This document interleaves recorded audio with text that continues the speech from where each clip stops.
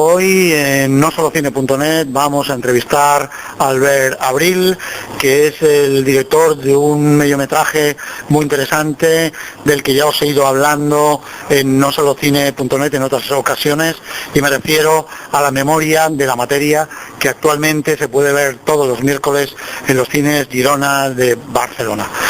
Buenas tardes, Albert, y gracias por estar con nosotros. Hola, ¿qué tal? Buenas tardes. Bueno, ¿cómo surge este proyecto de La memoria de la materia? Bueno, porque yo soy periodista y una de mis especialidades es desde hace unos 15 años aproximadamente, es hacer reportajes sobre tribus aisladas de Amazonia, con la finalidad de en el futuro, cuando tenga bastante información, a poder hacer un poco un libro, lo que sea, un tratadito, lo que sea, sobre de qué manera afecta a las tribus amazónicas el contacto. Contacto con el mundo desarrollado. El contacto, sí, el contacto con el mundo desarrollado. El mundo también es desarrollado, pero de otra Entre forma. comillas, Ya me entiendes, exactamente. Y el contacto con el hombre blanco, con la civilización básicamente brasileña, y entonces mi intención desde el principio, desde el año 99, creo que empecé, o 98, empecé mucho antes, pero el primer viaje, la primera expedición la hago en el 98, 99 creo que era,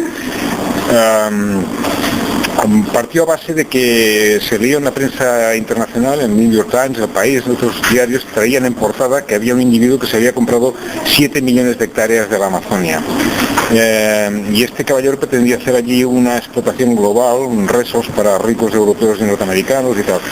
Eso me impactó muchísimo y yo dije, bueno, tengo que ir a hablar con esta gente y tengo que ver qué es lo que están haciendo y qué trascendencia tiene esto para lo que yo entiendo que debe ser un entorno tan, porque entonces no lo conocía, tan sensible como la Amazonia, ¿no? Y cómo afecta esto a las tribus.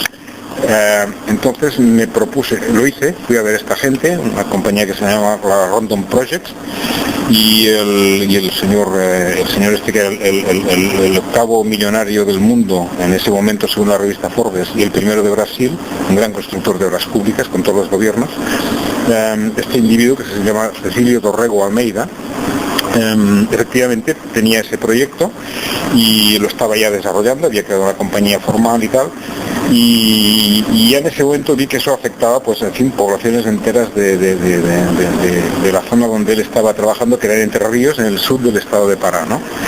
Entonces esto a mí me despertó el interés por ver eso, cómo ha afectado el contacto a las tribus, y pretendía hacer una cosa que de hecho ya he hecho ahora, pero que voy a intentar seguir haciendo, intentar visitar, hacer expediciones a territorios indígenas donde el grado de contacto fuese distinto, de forma que pudiera ver el estado de tribus casi como serían los que son motivo de esta película La memoria de la materia, que estarían casi pues vírgenes de contacto, hasta los que estarían ya absolutamente machacados, destrozados y despersonalizados. Y con esta grabación hacer un poco la película de eso, de cómo se llega a esta situación de degradación y qué habría que hacer. La gran pregunta era qué hay que hacer cuando se contactan, cuando se descubre que hay una tribu en un sitio determinado, ¿no? Esto me llevó a tribus distintas. Los más contactados y destrozados eran justamente los de donde se pretendía hacer este proyecto, los Xipayá, que era una gente que habían perdido ya lengua, cultura, en fin, vestuario o desnudez, prácticas de la caza, todo estaban, la tribu diseminada, la mayoría habían emigrado a ciudades, de esas del entorno de Amazonia, que recogen los desechos de la selva de alguna forma, o sea, Sao Félix de Xingu, Altamira, Parentín, esas pequeñas, medianas poblaciones a las que va para toda esta gente desarraigada, que de alguna forma acaban mal, acaban en la delincuencia, acaban en la cárcel, acaban en la prostitución, acaban en la droga, acaban en el alcoholismo, se deshacen como personas y desaparecen como sociedad, ¿no? Al lado de estos había otros, los Kayapó, que conservan, porque son más poderosos que los otros, de hecho los han agredido continuamente, que conservan más sus características culturales y de tribu, e incluso algo de su lengua, aunque poca, de hecho hablan portugués. Pero ahí ya tenía un degradado que me daba pie y de ahí ya estuve visitando los Sataremahue, que aunque aislados están contactados por los jesuitas portugueses desde el siglo XVI. Después contacté con los Arahuete, que serían un intermedio entre los Sataré y los Zoe, y finalmente los Zoe, que de alguna forma los hoteles están aislados, pero como han producido el guaraná, la famosa planta de la bebida, han contactado mucho con el portugués desde siglos atrás, ¿no? Y entonces esta gente pues están efectivamente aislados, pero están sufriendo ya el proceso de estosanización y el proceso de aculturización en general, ¿no? Ya van vestidos, no cazan, no tienen caza, el hábitat destruido, en fin, toda la sintomatología que aparece. Los Arahueta, en cambio, son aislados en la riba del Yatebé, que es un afluente del Andira, del Xingu, y esta gente son todavía bastante vírgenes, que tampoco hablan portugués, hablan su idioma, y en el último grado de esta escala estarían ahora los Zoe, estos de los que estamos hablando, y tengo previsto ir a tribus recién contactadas como Corubo, o parte de los Awa, etcétera, etcétera. Ese es el proceso que estamos siguiendo. Entonces estás muy en contacto con la FUNAI, entiendo, ¿no? Totalmente en contacto con la FUNAI. A ver, se puede entrar en los territorios de distintas maneras, sin autorización o por la cara. O sea, yo he entrado de todas formas en los territorios indígenas con autorización legal de la FUNAI, incluso con acompañamiento, sin esa autorización, y de forma alegal, o sea, estando pero notificándolo después, es decir, depende de cada circunstancia. ¿Y qué piensas que hace realmente la FUNAI en esa zona? Tú que has ido varias veces. ¿En qué zona? ¿En la de los OE? Sí, en general y en la de los OE, las dos cosas. Bueno, en la de la ¿cómo es? Explica un poco qué es la FUNAI. Sí, la FUNAI es la Fundación Nacional do Índio, que es el organismo gubernamental oficial brasileño, del gobierno brasileño, que se ocupa de los temas indígenas. La FUNAI ha pasado como toda la política referida a los indígenas por diferentes etapas, y en la última creo que están encontrando una buena fórmula que consiste en, y por eso lo de los ROE, que es muy reciente, lo han hecho bastante bien, que es en principio cuando se detecta que hay una tribu,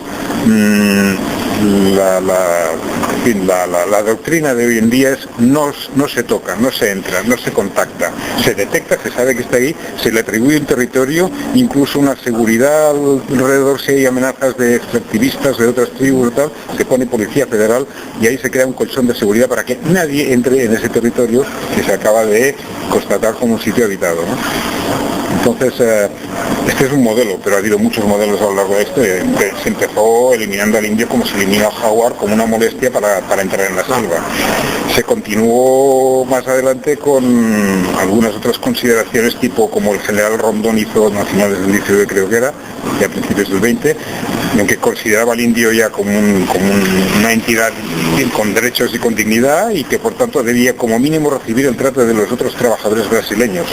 Eso no era una fórmula, porque los trabajadores brasileños son industriales y estos señores tienen otro modo de vida, pero ahí había por lo menos una voluntad de reconocimiento de la dignidad del indio. Ese era un progreso.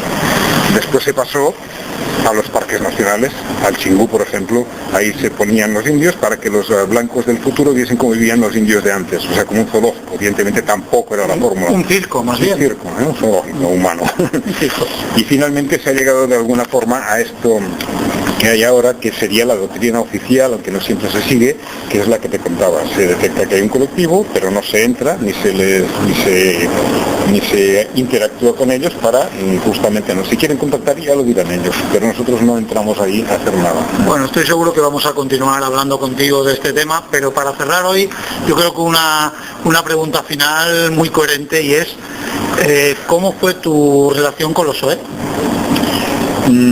Bueno, una maravilla de la que no te repones en tu vida, o sea, porque claro, estás entrando en un mundo realmente muy distinto, prehistórico, con una gente encantadora, sin idealizar ni mucho menos el indígena feliz, ni mucho menos, no existe, son unos cabrones como nosotros y son buenas personas como nosotros, o sea, tienen sus problemas como nosotros tenemos los nuestros, pero nosotros los idealizamos porque los tenemos en un contexto maravilloso, que es nuestro pasado, como a nosotros nos gustaría vivir o haber vivido, un mundo natural, como éramos nosotros antes, ¿no?